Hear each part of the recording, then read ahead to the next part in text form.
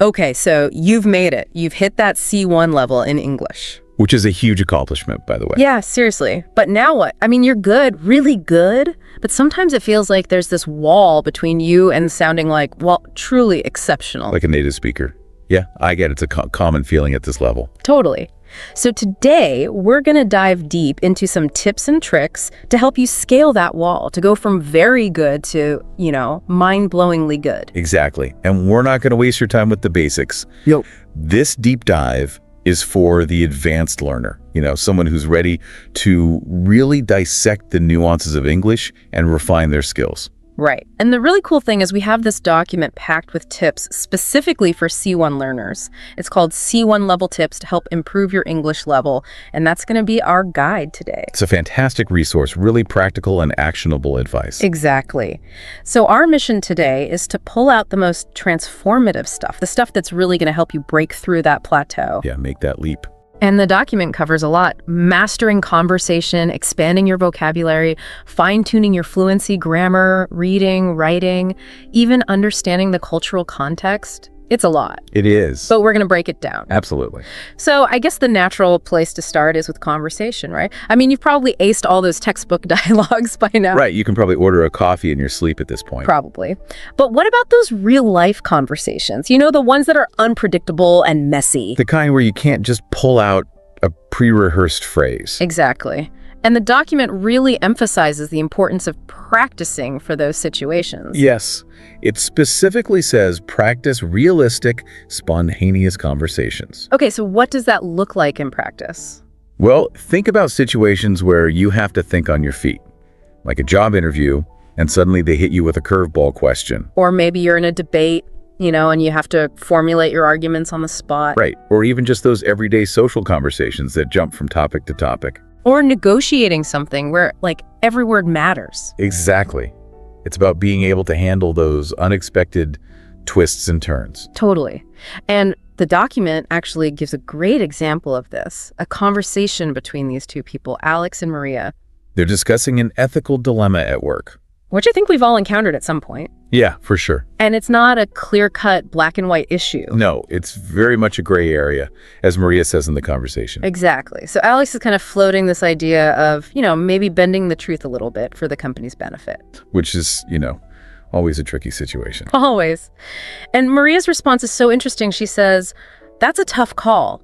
I believe in transparency, but in competitive markets, some might argue it's strategic rather than deceptive." It's so nuanced. So nuanced. It's like she sees both sides of the argument and can express them thoughtfully. And that's really what we're aiming for here, that ability to navigate complexity. Right.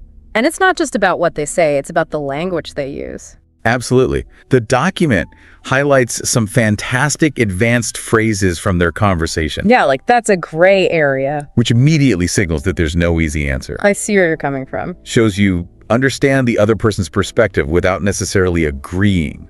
And then, of course, the classic, let's agree to disagree. A great way to move past an impasse diplomatically. And then there's that empathetic, if I were in your shoes. It just takes it to a whole other level. Yeah, showing real consideration. And it's not about, just memorizing these phrases and dropping them in randomly. Right. It's about understanding how they function in conversation, how they help you navigate those subtle social dynamics. They make you sound less robotic, more human. Exactly. More like you're actually thinking and reacting in real time. So how do we get better at this? How do we actually start using this kind of language in our own conversations? Well, the document has a really practical suggestion. Record yourself responding to different prompts. Think about ethical dilemmas, like the one Alex and Maria discussed, or current events, or even just random social questions. And then listen back. Critically. Yes, critically. Ask yourself, where did I hesitate? Where could I have expressed myself more clearly or more subtly?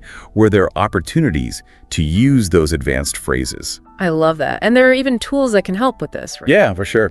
VoiceThread and SpeakPipe are great options. It's all about getting that objective feedback on your spontaneous speaking.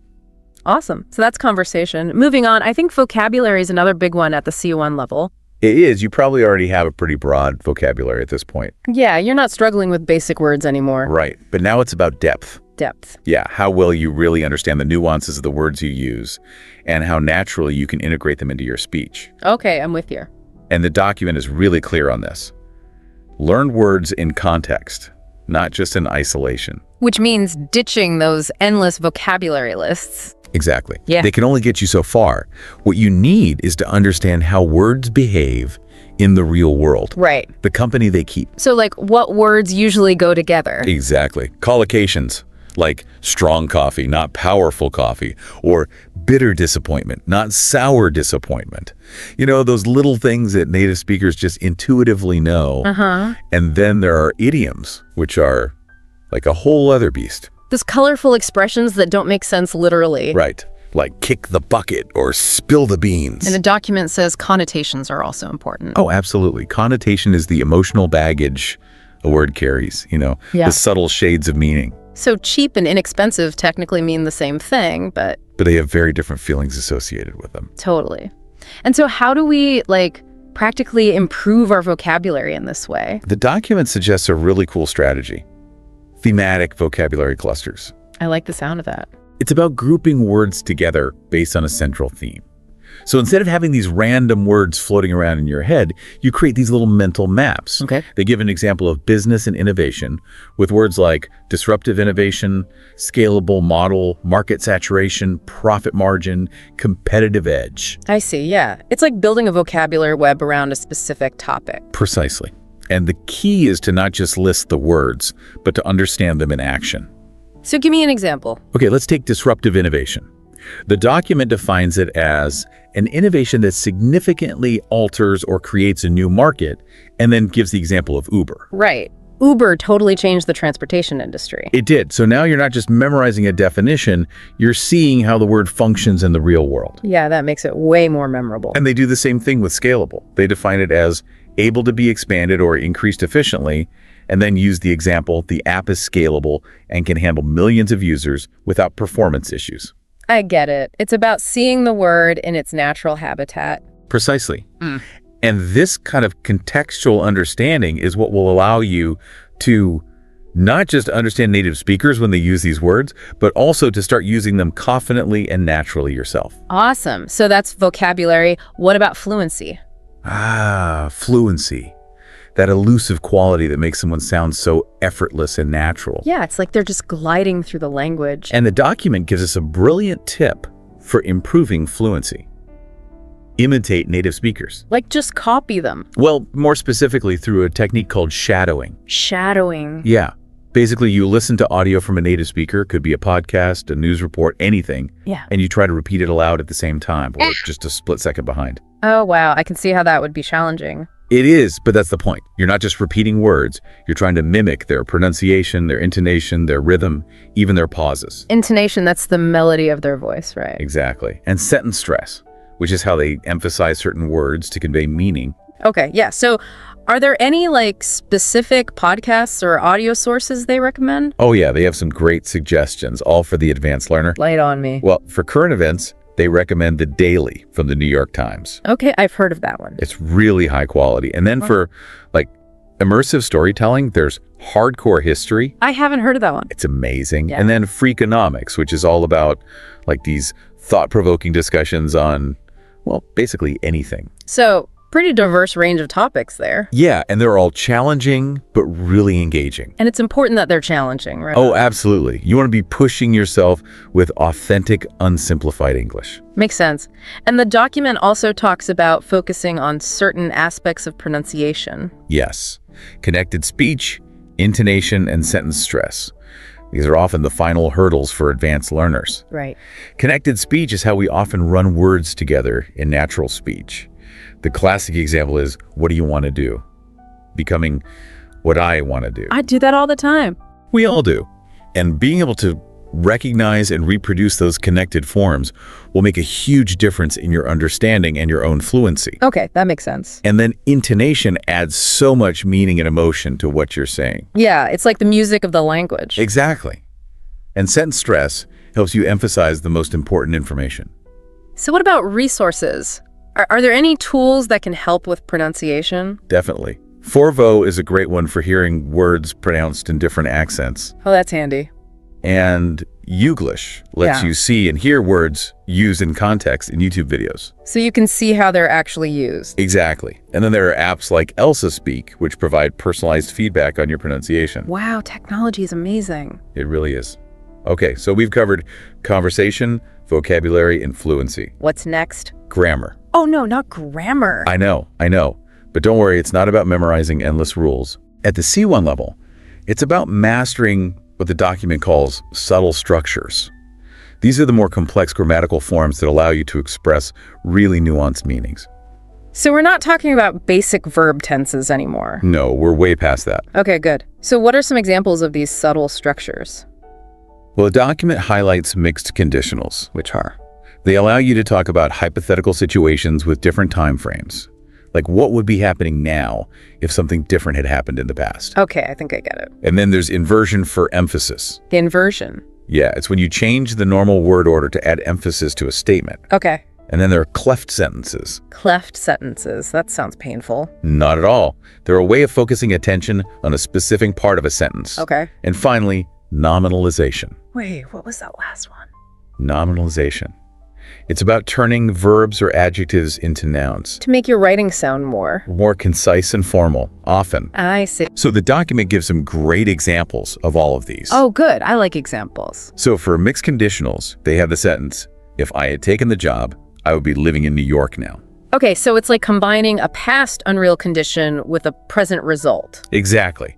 And it creates this really nuanced meaning. Yeah, I see that. And for inversion, they have never have I seen such an incredible performance. Wow, that sounds so dramatic. Right. Putting never at the beginning really emphasizes it. And for nominalization, they give the example, the decision to postpone the launch surprised everyone. So instead of saying they decided to postpone, they use the noun decision. Which is more efficient and sounds more formal. Exactly. So these subtle structures are all about expanding your expressive range, giving you more tools to convey your ideas with precision and style. Awesome. So that's grammar. What about reading?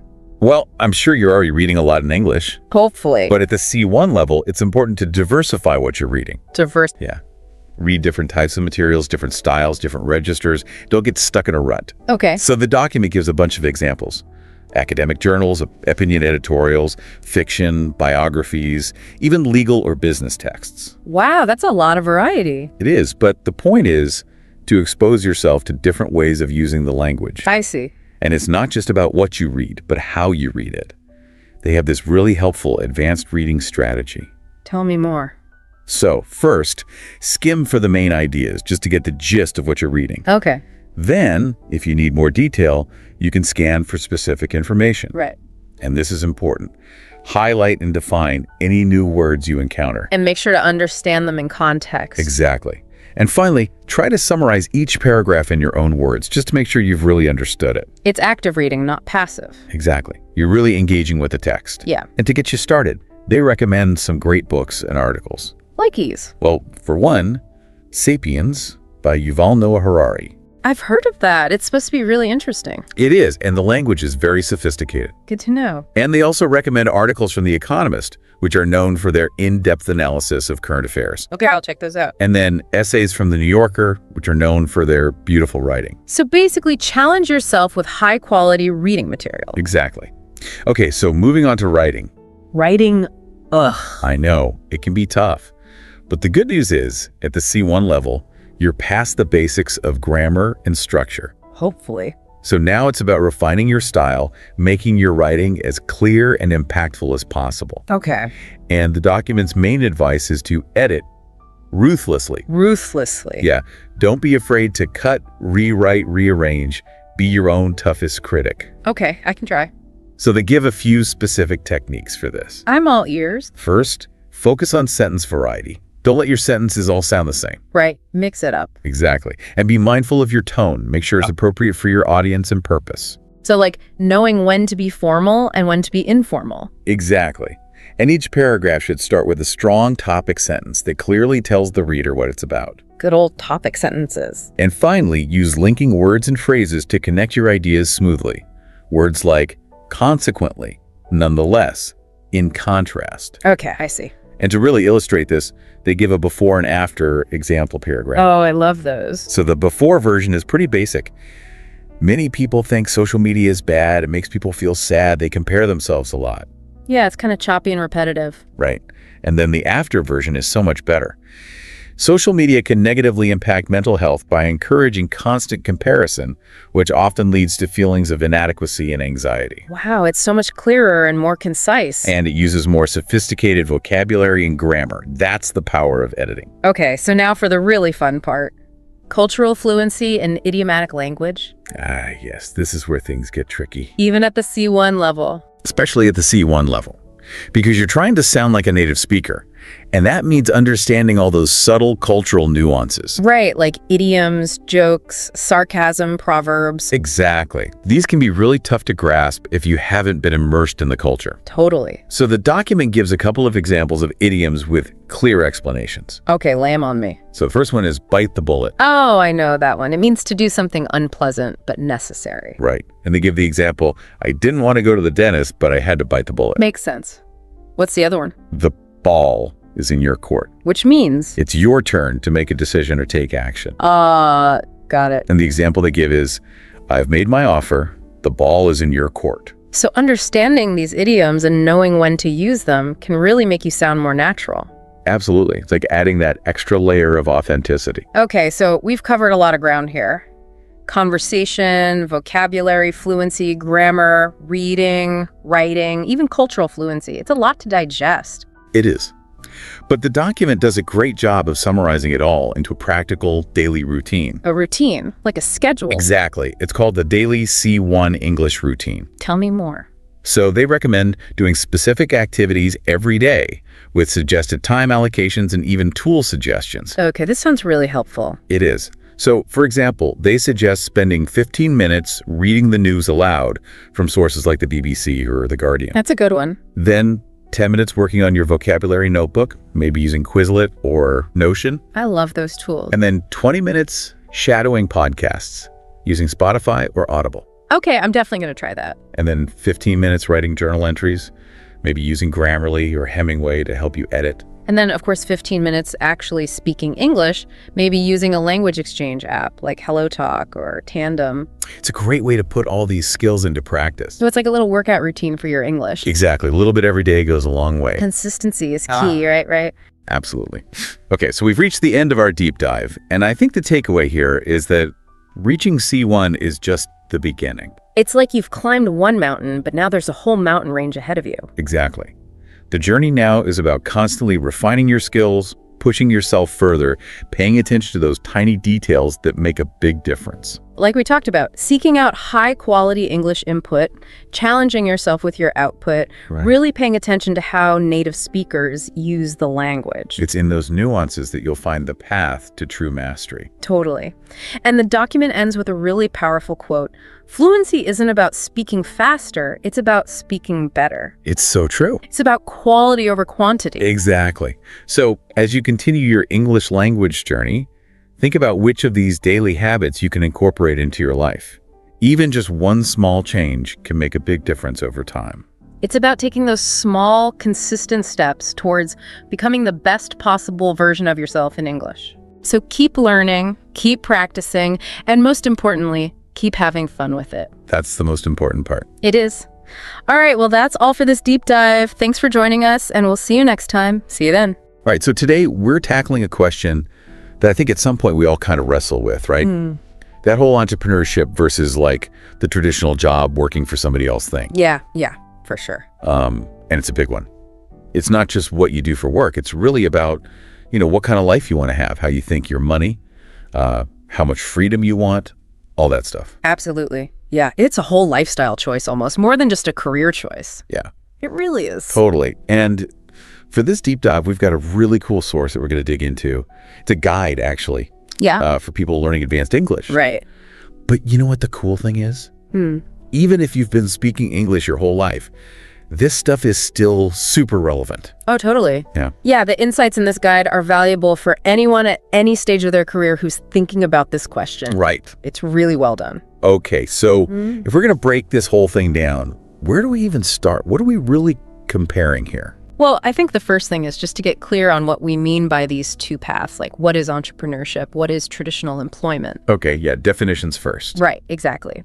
So this guide defines entrepreneurship as basically creating, developing, and running a business. Okay. And the goal is profit, of course. Right. But there's also this element of finding new opportunities in the market or seeing a need that nobody else is meeting and filling that gap. I like that. Yeah, it's really about problem solving and taking risks and building something from nothing. Totally, yeah. The guide gives this great example. As an entrepreneur, she transformed her passion for baking into a successful online business. Oh, that's awesome. Yeah, it's taking something you love and turning it into a real thing. Yeah, very cool. So that's entrepreneurship. Now, on the flip side, we have traditional employment. And the guide describes this as working for a company. Right, the 9 to 5. Exactly. And you get a salary, you have a specific job title, and you have a set of responsibilities that your employer lays out for you. Right, pretty straightforward. Yeah, the example they give is he prefers traditional employment because of the stability and benefits it offers. Yeah. That is a big draw for a lot of people, right? Like knowing what to expect. For sure, that sense of security is a huge factor. Yeah. So you've got building your own thing versus working within an existing structure, essentially. Right, okay, so we've got these two paths. We've got kind of the overall vibe of each one. But how do they actually stack up, like side by side? Yeah, that's where this guide gets really interesting. It actually breaks down these two paths across a bunch of different factors, so you can really compare apples to apples. Love that. All right, so hit me with it. What's the first comparison? Well, the first one, and it's a big one, is risk.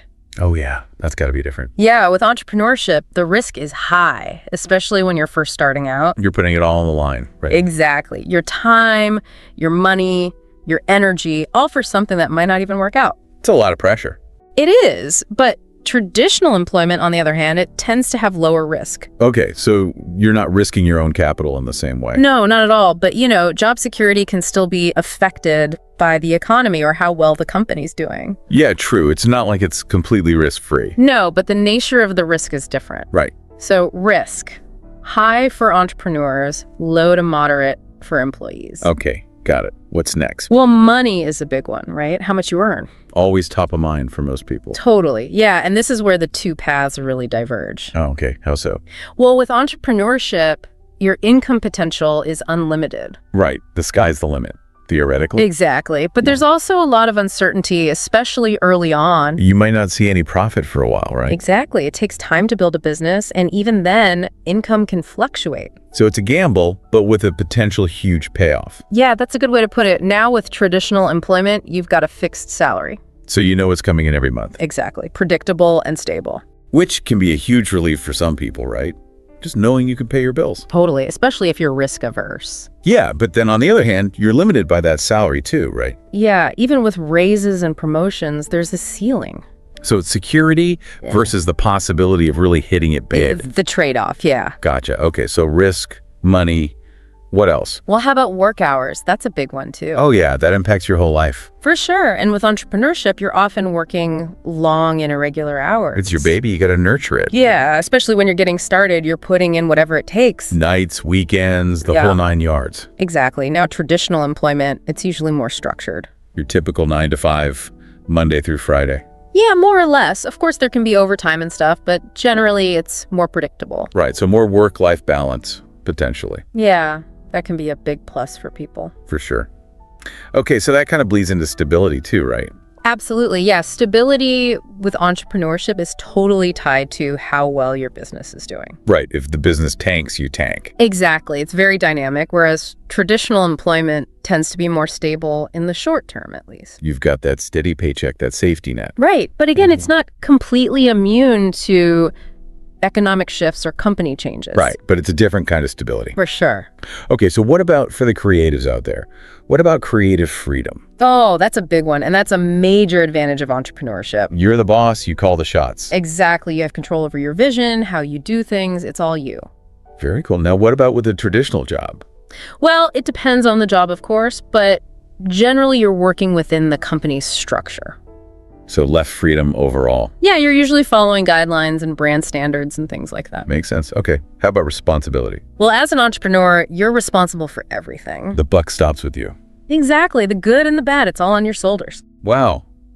That's a lot of pressure. It is, but it's also empowering for a lot of people. Yeah, I can see that now in a traditional job. How does responsibility work? Well, it's usually more shared or delegated within a team. You've got your specific area to focus on. Exactly. You're accountable for certain things, but you're not carrying the weight of the entire company. Right. Okay, and last one on this comparison list, career path. Yeah, how you move forward. And this is another big difference. With entrepreneurship, your career path is completely self-directed. You pave your own way. Exactly. You decide what you want to achieve, when you want to pivot. It's all up to you. Sounds very freeing. It can be, but it also requires a lot of self-motivation and discipline. I bet. Now, at a traditional job, how does that work? Well, it's usually more structured. You have opportunities for promotions. Maybe you move up the ladder within the company. Kind of like a predefined path. Yeah, you have a clearer idea of how you can progress. Okay, so that's a lot to take in already. It is, yeah. But this guide does such a good job of laying it all out. Yeah, it's really helpful. Okay, so we talked about risk, income, work hours, stability, creative freedom, responsibility, and career path. The guide dives a little deeper into some of these, specifically mindset, ownership, and learning. Yeah, these are really at the core of what makes each path unique. Right, so what stood out to you about the mindset part? Well, it's really about two different ways of thinking, Entrepreneurs tend to be more visionary, they're big picture thinkers. They see possibilities where others don't. Exactly, and they're willing to take risks. They're not afraid of uncertainty. They're comfortable with the unknown. Yeah, they actually thrive on it, whereas employees often have a more task-oriented mindset. They're focused on getting things done efficiently and effectively. Right, they're team players, they like structure and predictability. So it's like forging a new path versus navigating an existing one. That's a great way to put it. Okay, what about ownership? That seems huge. It's fundamental, yeah. With entrepreneurship, you own the business. It's yours, your creation. Exactly. You reap the rewards, but you also bear the responsibility. Right, full ownership. Now, employees, they're working for the business. They don't have that same ownership stake. And that changes everything, doesn't it? Your motivation, your level of risk, how you think long-term. Absolutely. It's a whole different ballgame. Okay. And how about learning? How do you learn and grow in each path? Well, with entrepreneurship, it's all about constant self-directed learning. You're learning on the fly, figuring things out as you go? Exactly. There's always a new challenge, a new skill you need to develop. So you have to be a self-starter, someone who loves to learn. For sure. Now, in a traditional job, learning is often more structured. You might have on-the-job training, mentorship programs, things like that. Right. More formal development opportunities. So it's like trial by fire versus guided learning. That's a good analogy. Okay. The guide also talks about networking and the workplace environment. How do those compare? Well, with networking, entrepreneurs are really focused on building relationships outside the company. Clients, investors, partners? Exactly. It's all about making connections that can help your business grow. Right. It's strategic networking. Yeah. Now, employees, they also network, but it's often more within the organization. Colleagues, supervisors, people in different departments. Right. Building relationships that can help you advance within the company. So it's like outward versus inward focused networking. That's a good way to think about it. And what about the actual workplace? Well, entrepreneurs often have a lot of flexibility. They can work from home, a coffee shop, wherever. Exactly. It's all about finding what works best for them. Which can be amazing for some people, right? Totally. That freedom is a huge perk. Now, traditional employment, it's usually tied to a specific location. The office, the factory, the store. Right. You go where the work is. So, flexibility versus stability, yet again. Yeah, it's a recurring theme. Okay, we're in the home stretch here. Just a couple more things from the guide. Motivation and exit strategies. Those seem like they would be pretty different too. Oh yeah, they're key differences for sure. So let's start with motivation. What drives people in each path? Well, entrepreneurs are often driven by passion. They have this idea they believe in, this vision they want to bring to life. And they're willing to work hard to make it happen. Exactly. They're also motivated by autonomy, that desire to be their own boss, call their own shots. Right, it's very internally driven. Yeah. Now, for employees, motivation can come from a variety of places. Salary, benefits, job security. Right. Those are all important factors. And also the opportunity to advance in their career. Right. So it's more externally driven in a way. Yeah. It's about rewards and recognition from the company. Okay. And what about exit strategies? How do people plan to move on from each path? Well, for entrepreneurs, it's often about building something they can eventually sell. Like creating an asset they can cash out on. Exactly. Or maybe they merge with another company or scale up to a point where they can step back from the day-to-day. So it's about building something that has value beyond their own involvement. Exactly. Now employees, their exit strategies are usually more traditional.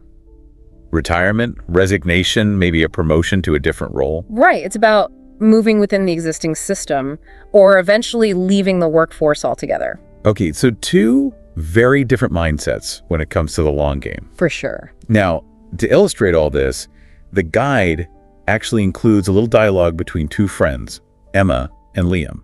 Yeah, I thought that was a nice touch. It really brings the concepts to life. Yeah, it shows how these choices play out in real people's lives. So what were your takeaways from that conversation? Well, Liam, he's the entrepreneur, and he's all about that creative freedom. He wants to be his own boss, make his own rules. Exactly. He felt stifled in traditional employment, so he took the plunge and started his own digital marketing agency. He took that risk. Yeah, he had a vision and he went for it. Pretty inspiring. And what about Emma? Well, she's happy in her traditional job. She likes the structure, the stability. She likes having a manager, set hours, benefits, all that. Right. She values those things. And she even says that entrepreneurship isn't for everyone. Yeah, that's important to remember. It's not the right path for everybody. Absolutely. And what's funny is that Emma jokes about maybe switching teams someday. Like maybe she'll be an entrepreneur down the road. Yeah, it shows that these choices aren't always permanent. You know, people change, their priorities change. Totally. It's not like you pick a path and you're stuck there forever. Right. There's always room to evolve. Okay, so we've covered a ton of ground here. We have, yeah. And this guide, it really packs a punch, even though it's designed for English learners. Yeah, the language focus is great, but the insights are universal. Right. There's something in here for everyone. Totally. So speaking of language, there's a whole vocabulary section that I thought was really relevant to our discussion. Oh, yeah. Some great words in there. Can you highlight a few for our listeners? Absolutely. So one that really jumped out at me was autonomy. Okay, what does that mean? It means self-governance or independence. Being your own boss, essentially. Exactly. And the example sentence is, entrepreneurs value autonomy over schedules. Which makes total sense, right? Yeah. They want to be in control of their own time. Yeah. That freedom is a major motivator. Okay, what's another good one? Well, how about venture? Okay. So a venture is a business project, but with risk involved. Right, it's not a sure thing. Exactly. And the example they give is her new venture focuses on green tech. Very cool. So it captures that sense of newness and risk. Yeah, you're venturing into uncharted territory, literally. I like that. Okay, what else? Well, scalability is a big one, especially for entrepreneurs. Okay, what's that all about? It means being able to grow without losing quality. So your product or service can handle getting bigger. Exactly. The example is his app had excellent scalability. So he could grow his user base without the app crashing or getting buggy or something. Right, which is essential if you want to reach a wider audience. Totally, that's the dream for a lot of entrepreneurs, right? It is, yeah. No, on the flip side, we have consistency. Okay, so that's got to be more relevant to traditional employment, right? It is, yeah. Consistency means being steady and reliable. So like a steady paycheck, predictable work hours. Exactly. The example is traditional jobs often offer more consistency. Which could be very appealing, that sense of security. For sure, especially if you have a family or other commitments. Right. It makes planning your life a lot easier. Absolutely. Okay, we've got a couple more. What's next? How about innovation? Oh, yeah. That's got to be key for entrepreneurs. It is, yeah. Innovation means creating new ideas. Coming up with something new, something different. Exactly. The example is innovation drives entrepreneurial success. Right. You can't just do what everyone else is doing. You got to stand out. You got to be creative. For sure. Okay, last one. Last one is job satisfaction. Oh, okay. And that's how content you are with your work, right? Exactly. How happy you are in your job. And the example. It says, many employees value job satisfaction more than pay. Oh, interesting. Yeah, it highlights that money isn't always the most important thing. People want to feel fulfilled in their work. Exactly. They want to feel like they're making a difference. And that's something you can find in both entrepreneurship and traditional employment, right? Absolutely. It's just about finding the right fit for you. Okay, great vocabulary. And the guide also throws in some business idioms and phrasal verbs. Oh yeah, those are always fun. They can be tricky to learn, but they make you sound like a native speaker. They do, and they add a lot of color to your language. Right. So what were some of the ones that stood out to you? Well, take the plunge is a classic. Meaning, To take a risk and do something new, like Liam starting his own business. you took the plunge. Exactly, it's that leap of faith. Okay, I like that one. What else? How about think outside the box? Oh, yeah, that's a good one. What does it mean? To think creatively, to come up with new and innovative ideas. Essential for entrepreneurs, right? Totally. The example is entrepreneurs must think outside the box to stay competitive. If you're doing the same thing as everyone else, you're going to get lost in the crowd. Exactly. You got to be different. All right, what else? Well, wear many hats is one that I think a lot of entrepreneurs can relate to. What would that mean? To have many different roles or responsibilities. Like you're the CEO, the marketer, the accountant, all rolled into one. Exactly. The example is, in a startup, you often wear many hats. Makes sense. You're doing it all in the beginning. You got to be resourceful. For sure. Okay, any phrasal verbs? Yeah, a couple of good ones. Set up means to start something. Like she set up a new accounting firm. Exactly. It's that initial step of establishing your business. Okay, and the other one? Scale up, which means to expand a business. To make it bigger and better. Exactly. The example is the company scaled up operations internationally. Wow, so they went global. They did, yeah. It's Yeah. that ambition to grow and reach more people. Very cool. Okay, so we've covered a lot of ground here, but to kind of bring it all together, the guide gives us a nice little summary of the pros and cons of each path. Yeah, it's a good way to see the big picture. So let's start with entrepreneurship. What are the main advantages? Well, you've got creative control. You're your own boss. High income potential. Yeah, you could really hit it big. Flexible schedule, you work when you want. Right, you're not tied to a 9 to 5. And you get to innovate, bring your own ideas to life. Yeah, that's a huge draw for a lot of people. Okay, sounds pretty awesome, but what about the downsides? Well, there's financial uncertainty. You might not make any money for a while. Right, and you could even lose money. Yeah, there's that risk. Long hours, irregular hours, lots of stress. Yeah, it's not for the faint of heart. And you need a lot of different skills. You gotta be a jack of all trades. For sure. Okay, now what about traditional employment? What are the pros there? Well, you've got that steady paycheck. You know what's coming in every month. Benefits, health insurance, retirement plan. Yeah, all that good stuff. Clear career path. You know how you can move up in the company. And fewer responsibilities outside your specific role. You can clock out at the end of the day and leave work behind. Right, more work-life balance. Okay, but what about the cons? Well, you might have limited freedom, less creative control. Your income potential is capped, Yeah, you're limited by the salary range for your position. and you might have to deal with office politics or a company culture that doesn't vibe with you. Yeah, that can be a drag. And there's always the risk of layoffs, right? That's true. No job is completely secure. So both paths have their pluses and minuses. It's all about finding the right fit for your personality and your goals. Exactly. And to help with that, the guide ends with some really thought-provoking questions. Oh yeah, I love those. They're great for anyone who's trying to figure out their career path. Absolutely. So let's throw a few out to our listeners, shall we? Let's do, okay, first one. How do you define success? That's a big one, right? It is. Is it about money? Is it about freedom? Is it about making a difference? Everyone has their own definition. Exactly. And there's no right or wrong answer. Okay, next question. Which work style suits you better? Structured or flexible? Do you thrive in a more traditional environment with clear rules and expectations? Or do you need more freedom and autonomy? That's a key question to ask yourself. And last but not least. If money were no object, which lifestyle would you choose? Ooh, that's a good one. It really gets to the heart of what you truly value. Would you be an entrepreneur building your own dream? Or would you be happy in a traditional job knowing you have that security and stability? It's a tough choice, but it can reveal a lot about yourself. Totally. And I think even if you're not actively thinking about switching careers right now, just understanding the nuances of both paths can be really valuable. Oh, absolutely. It can help you appreciate what you have, or maybe it'll spark a new idea. You never know. Exactly.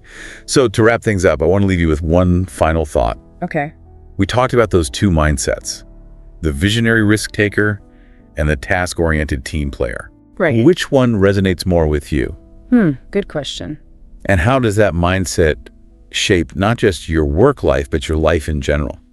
Food for thought. It is. All right. That's our deep dive for today. Thanks for listening. We'll see you next time. Welcome to the deep dive. Today, we're tackling a pretty big topic, how modern relationships have really fundamentally changed in the 21st century. I mean, think about it, just Everything from how we meet someone to, what we expect, social media, changing gender roles, different cultural values. It feels like they've really shaken things up. Oh, absolutely. It's a landscape that looks, well, radically different than it did even, say, 20 or 30 years ago. Right. So in this deep dive, we're going to try and dissect exactly what defines these modern connections. We'll look at the contrast with more traditional views. Yeah, the old ways. Exactly. And the huge influence of technology, of course, plus the new language, the sort of labels we use, the evolution in gender dynamics, and also this rise in relationships that cross cultures, cross borders. Okay. And the goal really is to pull out the key insights so you can really grasp these shifts and, importantly, the vocabulary that's kind of sprung up around them. Okay, so let's start there. When we talk about a modern relationship, what are we actually talking about? What are the sort of defining characteristics? It feels like we know it when we see it, but what's underneath? Yeah, good question. I think what's really striking is the emphasis on fluidity, flexibility. Flexibility, okay. So unlike older models, roles in a modern partnership aren't really fixed, based on gender or what society expects. They're much more likely to be negotiated, worked out between the individuals involved. Right, makes sense. And then there's the absolutely critical role of communication, open, honest communication, and particularly what we often call emotional intelligence. Emotional intelligence. Yeah. Being able to understand and respond to emotions. Yours and your partner's. Precisely. Yeah. Understanding that emotional landscape, it's less about following some kind of pre-written script. Yeah. And more about really getting each other's needs, like you said, right down to that emotional level. And another crucial piece, I think, is the value placed on individual autonomy, within the partnership. So not just merging into one person. Exactly. It's about keeping your sense of self while still being, deeply connected. And finally, there's just this much wider acceptance now and visibility of diverse relationship types and structures. That's a huge shift from a time when things felt much more monolithic. One size fits all, kind of. Yeah, pretty much. So that brings us neatly to contrasting with the past. When we think about traditional perspectives, what really stands out compared to today, because when you hear stories from grandparents' generations, it sounds like a different world. It really does. I mean, traditionally, if you look at the wider context, marriage was often seen as, well, a social and economic necessity almost. Very practical. Very practical. And gender roles were usually super clearly defined. Husband as provider, wife as homemaker, that kind of thing. The classic setup. The classic setup. And divorce. Huge taboo, often really difficult legally, too. And even courtship, how people got together, followed pretty rigid rules, often very public, very community involved. Like formal introductions, maybe needing family approval, that sort of thing. Specific steps you had to follow. Exactly that. Now, contrast that with today. The main driver seems to have shifted much more towards emotional compatibility, personal fulfillment. What feels right for the individuals. Right. And we see just a much broader range of family structures, blended families, single parents by choice, couples just living together. Cohabiting, yeah. Cohabiting is huge. And delaying marriage or deciding not to marry at all, that's far more common and, pretty socially accepted now. Doesn't raise eyebrows the way it used to. Not really. And crucially, modern relationships are much more inclusive. Thinking about diverse sexual orientations, gender identities, that's a massive change. It feels like even how we think about finding the one has changed. I remember growing up with this almost Disney idea of a soulmate. Your perfect match is out there, destined.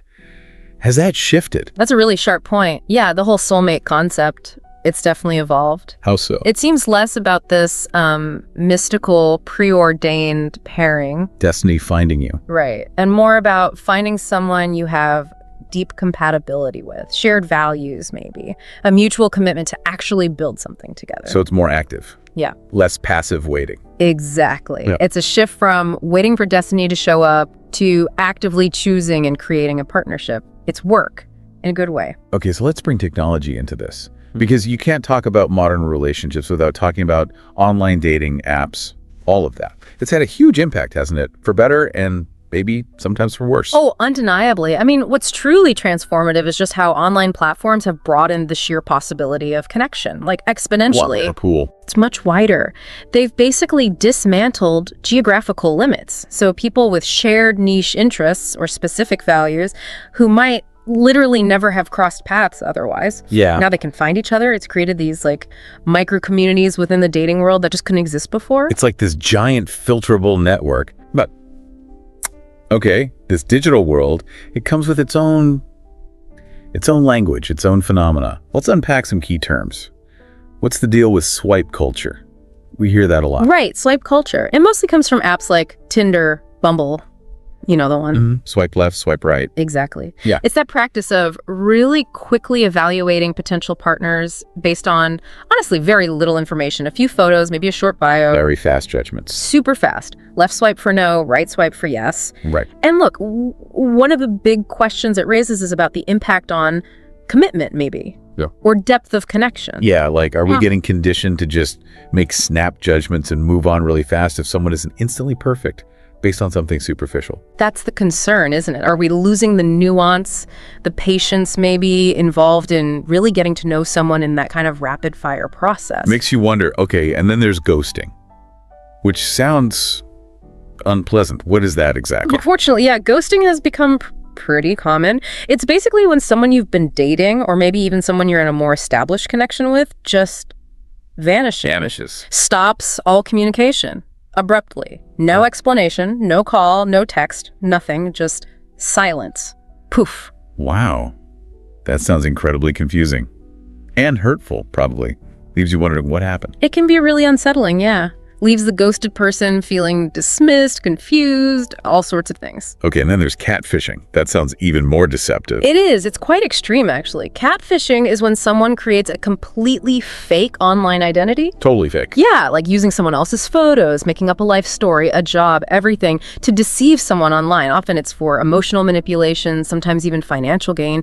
It's building an entire false persona. Yikes. That's a pretty stark reminder that, while technology helps us connect, it also opens doors for some pretty nasty behavior. Mm-hmm. It kind of highlights that point you mentioned from the sources. Just because connection is easier, it doesn't mean it's always quality or authentic. Precisely. The sheer volume of choice online can sometimes create this sense of disposability, maybe. Like everyone's replaceable. Yeah, potentially.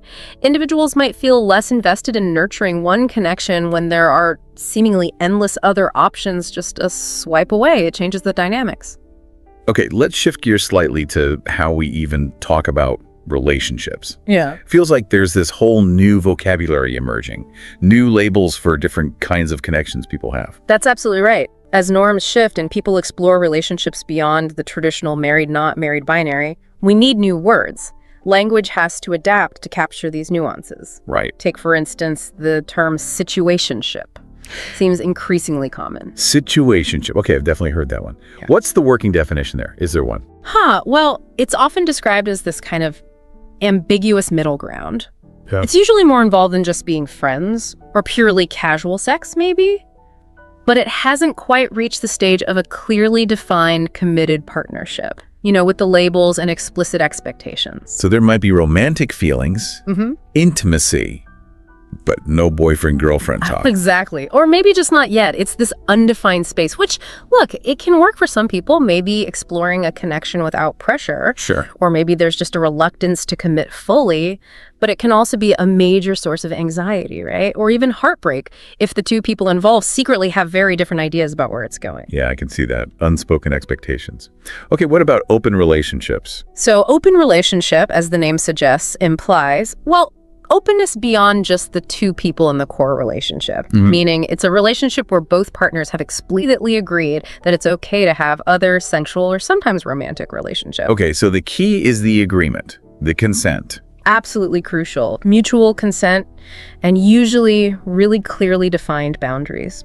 And those boundaries can look very different from couple to couple. It's a conscious choice to step outside traditional monogamy. Right, and then there's polyamory. How does that differ from an open relationship? I understand it's broader.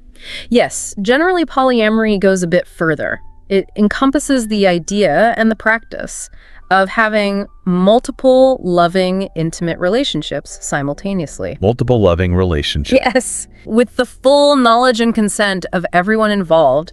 It's not solely about sexual freedom, though that can be part of it. It's more about the potential for multiple deep emotional connections, multiple committed relationships existing at the same time. Wow. Okay. It's really fascinating how language is stretching to fit all these different ways people connect now. Isn't it? It suggests maybe a greater willingness to question the old rules and to kind of design relationships that actually fit individual needs and desires better. I think that's a fair assessment, yeah. A move towards more intentional relationship design. Now, another area that's seen massive change is gender roles within relationships. Oh, definitely.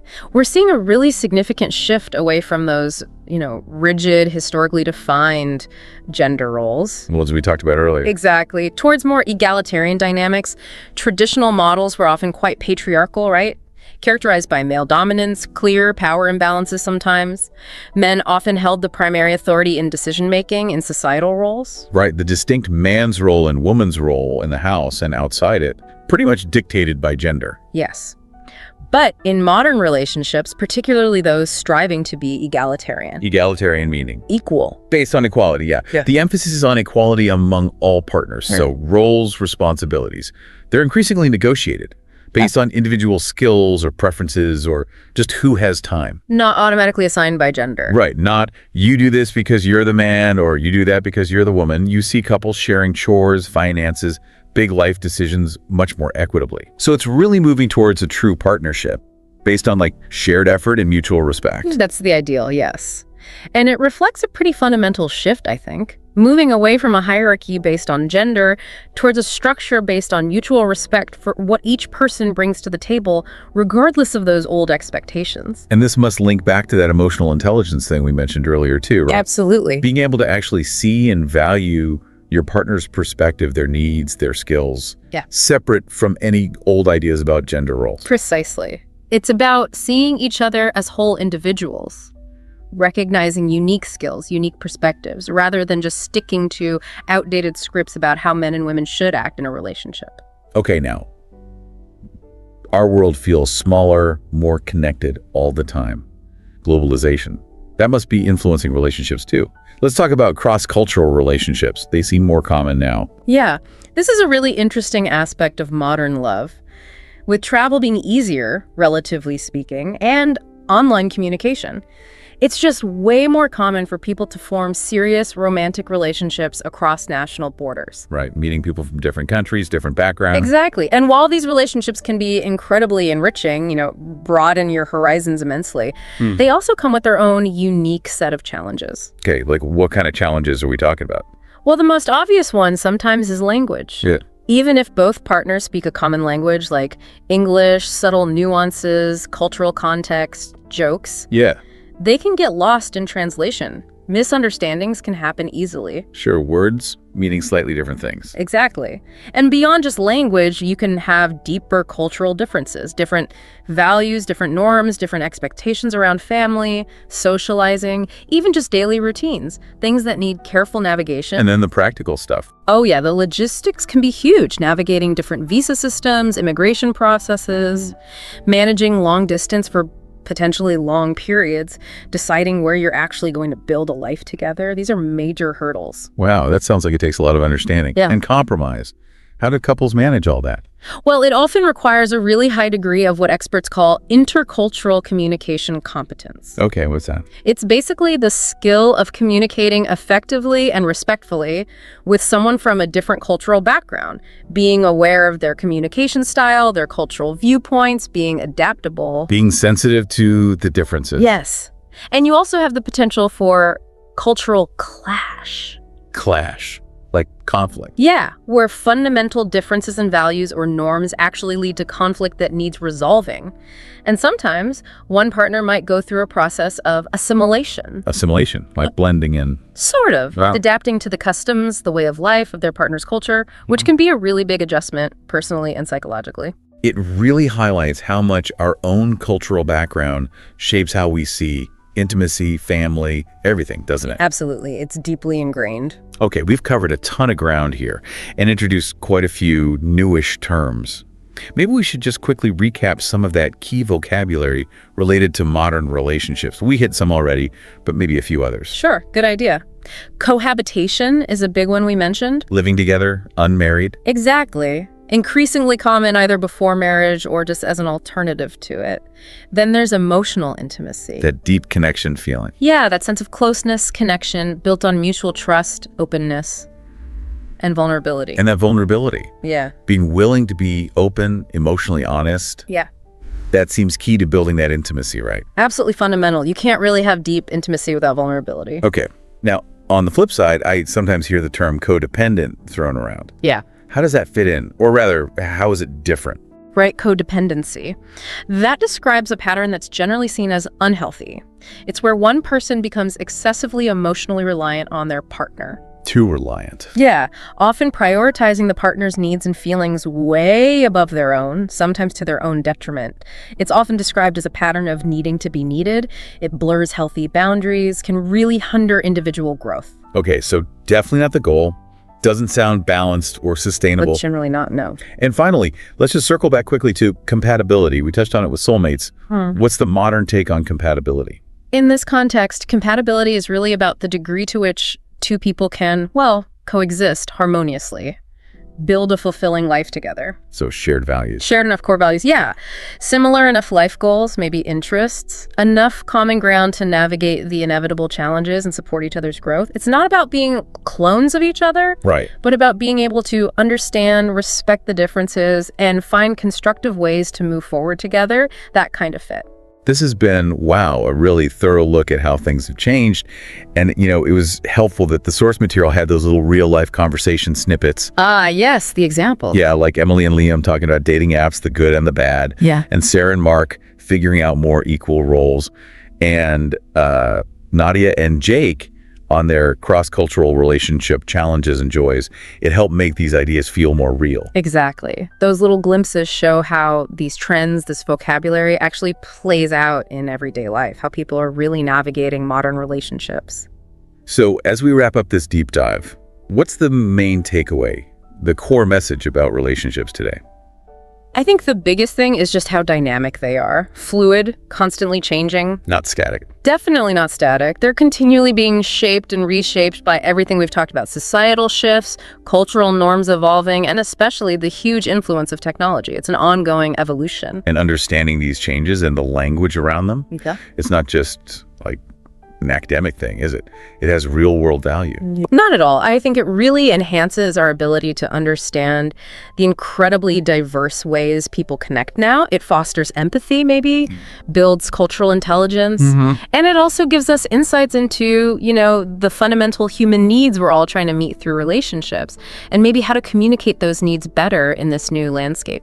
This has been super illuminating. Thanks. And it brings us to this really interesting final thought from our source material. This quote: relationships are less about finding the right person and more about becoming the right person. Ah, yes, that one. It really flicks the script, doesn't it, from the old searching for the one idea. It absolutely does. It shifts the whole focus away from this kind of passive search for some ideal, maybe non-existent partner, Right. and onto the active process of our own personal growth, our self-awareness. Within the context of our relationships, it puts the onus on us, in a way. So for everyone listening, as you think about everything we've explored today, you know, the flexibility, the communication, the tech impact, the new labels, cross-cultural stuff, really mull over that idea. What does it mean for you to become the right person in this modern relationship world? Given everything we know now, what qualities, what understanding do you want to cultivate to build meaningful, fulfilling connections in this dynamic landscape? Definitely something to chew on. Thanks for taking this deep dive with us. Welcome back to the deep dive. I want to start today by tapping into a feeling that I think pretty much everyone listening right now is going to recognize immediately. It's the feeling of hitting a plateau. The invisible wall. Exactly, the invisible wall. It's that specific moment where you've been working at something for a long time. Maybe it's learning a second language, maybe it's your career path, or I mean, even just trying to navigate modern dating. Yep. And you reach a point where you are competent, you're good, you know the rules, you aren't making those, you know, embarrassing beginner mistakes anymore. But you aren't exceptional yet. Yeah. And honestly, that gap between competent and truly exceptional is usually the hardest part of the entire learning curve. It's the most frustrating place to be because the progress just slows right down. That is exactly what we are attacking today. We have a bit of a trifecta for this deep dive. We've pulled together 3 distinct guides that seem totally unrelated on the surface. I mean, we're talking about grammar, business, and dating apps. But when you layer them on top of each other, they're all trying to solve that specific problem of how to navigate complexity. So we're looking at a guide on breaking through the advanced C1 wall in English, then a really deep structural breakdown of the employee versus entrepreneur mindset, and finally a look at the fluid, tech-driven landscape of modern relationships. It sounds like a strange dinner party mix, doesn't it? But what's the mission here? What connects these 3 things? The common thread is surprisingly strong. All 3 sources are basically arguing that the tools you use to get to good, rote memorization, following the rules. Doing what you're told. Exactly. Those are the exact same tools holding you back from great. To level up, you have to stop being a passive participant and start being an active designer. You need flexibility and you need critical thinking. So our mission today is to figure out how to move from being a passenger in our own lives to being the architect. And we're going to start with the one that I think frustrates people the most because it feels so tangible, the language plateau. This is fascinating stuff. The source is specifically targeting the C1 learner. For context, if you're listening and wondering what that means, C1 is advanced. This is someone who can watch Netflix without subtitles. They can handle a business meeting. They can order dinner in a loud restaurant. Right. But the guide identifies a very specific pain point for these people. The unpredictable scenario. Messy stuff. Exactly. The guide argues that textbook learning prepares you for a transactional world. Here's my money, give me the coffee. It's a script. But the real world is relational. It's emotional. You can rehearse a presentation, but you can't rehearse a heated debate about ethics where people are interrupting each other and using slang. That's a great distinction. The guide actually introduces a scenario to illustrate this. 2 colleagues, Alex and Maria, who are stuck in this workplace ethical dilemma. It's not black and white. And the point is, to navigate this, you don't need bigger words. You need what they call conversational nuance. This is the key. Most people think, I need to sound smarter, so I'll use longer words. I'll sound like a walking thesaurus. Yeah, but this guide suggests power phrases that manage the relationship, not just the topic. It's about emotional intelligence. Okay, give us an example. If I disagree with you in a meeting, the beginner probably says, I disagree, or you are wrong. Which is efficient, sure. But it's socially expensive. It's abrasive. The advanced speaker uses a softener. They might say, that's a gray area, or I see where you're coming from, but, or my favorite, the ultimate diplomatic move. Let's agree to disagree. Let's agree to disagree. I love that. It's such a power move because it ends the conflict without anyone losing face. Precisely. It signals I value our relationship more than I value winning this point. That is a C1 skill. It's about sounding human, not robotic. Speaking of not sounding robotic, let's talk about vocabulary. Because I think a lot of us, myself included, have this instinct to just, memorize lists, flashcards. And the guide is very blunt about this. Stop it. Stop memorizing random lists of words you will never use. It's so inefficient. Instead, they propose thematic vocabulary clusters. Clusters. So building a web of words. Think of it as a spider web of related concepts. The example they use is business and innovation. So don't just learn the word change. That's too broad. Learn disruptive innovation. Like Uber or Airbnb. Well, Uber didn't just change taxis. They broke the model. That's disruptive. And don't just learn the word grow. A plant grows. A business needs to be scalable. Scalable. That's a huge buzzword. It is, but it has a specific meaning. It implies growing without crashing. If an app works for 10 people but crashes with 1 million, it's not scalable. When you use a word like that, you aren't just describing something. You're signaling competence. It also touched on connotations, which I found fascinating. The emotional baggage words, Carrie. Oh, absolutely. This is where non-native speakers can get into trouble. The example they gave was cheap versus inexpensive. They mean the same thing, technically. Low cost. Dictionary definition, yes, but emotionally. Totally different. Cheap has negative baggage. It implies low quality. He's a cheap boss. But inexpensive is neutral. It's just a fact about the price. Mastering that distinction is what separates the fluent from the advanced. Okay, so we have the vocabulary clusters, we have the nuance, but how do we physically get our mouth to cooperate? Because I can know the word scalable, but if I stumble over it, the effect is lost. The guide suggests a technique called shadowing. Have you ever tried this? I have. It is intense. And honestly, Oh. it's a little embarrassing to do it first. Why? Because you feel like a parrot. The idea is you listen to a native speaker. The guide suggests podcasts like The Daily, and you repeat what they say, but just a split second behind them. Like a real-time echo. Yes. You aren't pausing the audio. You're talking over them, just slightly delayed. That sounds incredibly distracting. How does that even help? The point isn't to memorize the content. The point is to surrender your own cadence and adopt theirs. You're mimicking the melody, the rhythm, the pauses, the intonation. You're forcing your mouth to feel the music of the language. Because English has a specific music. It's not just a flat line. It's very rhythmic.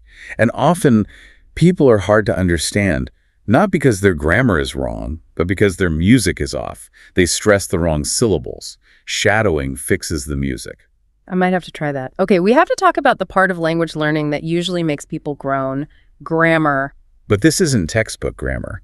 The guide calls it subtle structures. I like that framing. It's not about rules for a test. It's about tools for precision. Exactly.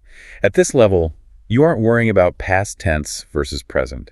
You're worrying about how to frame complex realities. The mixed conditional was the highlight for me here. If I had taken the job, I would be living in New York now. It connects a past action that didn't happen to a present result that isn't real. It's a very sophisticated way to talk about life choices, regrets, alternative timelines. You can't really tell a deep story about your life without it. And then there is nominalization, which sounds like a terrible academic term, but the concept is actually about power. It is. Nominalization is just turning a verb in action into a noun, a thing. So instead of they decided to postpone the launch, you say the decision to postpone the launch. It sounds much more formal, like a press release. It does two things. First, it sounds objective. Second, notice what disappeared. The subject is gone. The decision just exists. It's a way to remove blame. The mistake occurred versus you made a mistake. It's a crucial tool for business. That leads perfectly into the final tip from this section, ruthless editing. Which is good advice for everyone. They showed a before and after. The before was choppy. Social media is bad. It makes people sad. Which is true, but it sounds like a third grader wrote it. The after was, social media negatively impacts mental health by encouraging constant comparison. That is a massive glow up. It is. It transforms sadness into feelings of inadequacy. It identifies the mechanism, constant comparison. It's specific, nuanced, and persuasive. Okay, I want to grab onto that mixed conditional idea, the if I had taken the job example, because that is the perfect bridge to our next source. Yeah. We are pivoting from how we speak to how we work, the career crossroads. This is a huge one. The second guide is a deep dive into the mindset differences between entrepreneurship and traditional employment. And I appreciate that this source didn't just say, quit your job and follow your dreams. We see that so much online. This was more of a structural analysis, an apples to apples comparison. It treats them as two valid but completely different operating systems for your life. Let's define the split first. Okay, so they define entrepreneurship as creating a system for profit, building something from zero. Traditional employment is working within an existing structure for salary and stability. The guide uses a case study of two characters, Emma and Liam. Liam is the guy who took the plunge. He started a digital marketing agency because he wanted freedom. And Emma is the counterpoint. She works in a corporate role. She values benefits, set hours, and this is the big one, leaving work at work. That leaving work at work part is something we often overlook. The guide talks about the unlimited ceiling versus consistency. This is the risk-reward calculation. Entrepreneurship has an unlimited ceiling. Liam can make millions, no cap. But his income can also be zero or negative. He wakes up every day knowing he has to hunt to eat. Whereas Emma has consistency, a key vocabulary word here. She knows exactly what's hitting her bank account at the first of the month. But she's capped. She's trading the possibility of millions for the certainty of thousands. She has security. The vocabulary section here introduced a word that I think defines the entrepreneur's burden, autonomy. Self-governance. Most people say they want autonomy. They want to be the boss. But the guide reminds us that if you wear the crown, you also have to clean the castle. Wearing many hats. Right. Liam isn't just the CEO. He's the janitor. He's IT support. He's HR. In a traditional job, you have a lane, a job description. Yeah. In entrepreneurship, the job description is everything that is broken. There was another concept I think is crucial for anyone listening who's on the fence. Scalability. We mentioned it in the language section, but here it's about leverage. This is the fundamental difference. As an employee, you are selling your time. You have 24 hours in a day. You can't sell more than that. You can't scale yourself. You can get a raise, but you can't clone yourself. Exactly. But a business, if Liam builds a software product, he can sell it to 10 people or 10 million people. The effort is roughly the same. That disconnect between hours worked and value created is the whole game. But here's the insight that really grounded this for me. The guide explicitly says that being an Emma or a Liam isn't a permanent personality type. That's the most important takeaway. We tend to think, I'm just not an entrepreneur, or I'm not cut out for corporate. But the guide asks, what is your current life stage? You might be an Emma in your 20s because you need stability to pay off loans. You might become a Liam in your 40s when you have capital and a vision. It's about matching the vehicle to the journey. Exactly. It's asking, how do I define success right now? And do I value structure or flexibility right now? It's not an identity, it's a strategy. So we've analyzed our communication strategy, we've looked at our career strategy. Now we have to talk about the most complicated strategy of all, love. The modern landscape of relationships. This source was honestly a bit dizzying. It argues that the 21st century has completely dismantled the traditional relationship structures that humans relied on for, well, thousands of years. It really has. If you look back historically, relationships were defined by rigid roles. Society, religion, your family. They dictated who you married and what that marriage looked like. There was a script. And now the script is gone. The guide talks about moving from destiny to negotiation. Which sounds terribly unromantic, doesn't it? I love you, let's negotiate. It sounds like a business merger. It does. But the guide argues that this negotiation is actually a sign of high emotional intelligence. Because if there are no default settings, if we don't assume who does what, then you have to talk. You have to actively design the partnership. But we can't talk about modern love without talking about the technology that got us here, the apps. The guide calls it a double-edged sword. On one side, it's a miracle. It removes geographical limits. You can find someone who shares your niche obsession with 18th century pottery, even if they live in another country. Right. 50 years ago, you just married the person who lived down the street. But the flip side is the paradox of choice. Swipe culture. Yes. The guide talks about how infinite choice changes our brain. It encourages snap judgments. If the date isn't 100% perfect, you just swipe left. Because the algorithm promises someone better is one click away. It makes people feel disposable. That's the core issue. And that disposability leads to the toxic behaviors the guide defined.